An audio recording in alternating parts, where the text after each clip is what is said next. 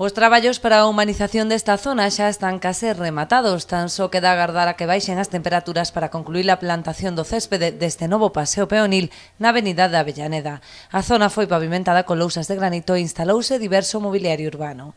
Dende a Xunta de Galicia facer un programa de axuda aos concellos de intervención en equipamentos e dotacións que incrementaran ou que incidisen no incremento da calidade de vida da cidadanía.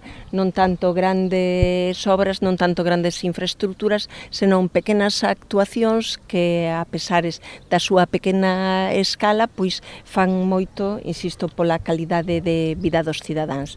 No caso que hoxe estamos a visitar, trátase do empedrado con losas de granito dun paseo peatonal que facilite esa posibilidade de paseo que ten unha parte dura, o pavimento de granito para pasear, e ao mesmo tempo se complementa cun espazo de céspede de bancos, insisto, para que a xente poida disfrutar dela. A través deste investimento de preto de 100.000 euros por parte da Xunta de Galicia, Boiro segue a apostar pola humanización da contorna da Boqueira da Negral, en pleno casco urbano. Unha obra acometida con cargo ao plan e financiado polo goberno socialista, que contaba con numerosas deficiencias.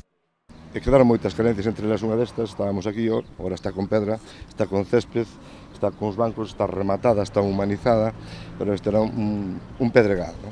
Zarzo e pedregal.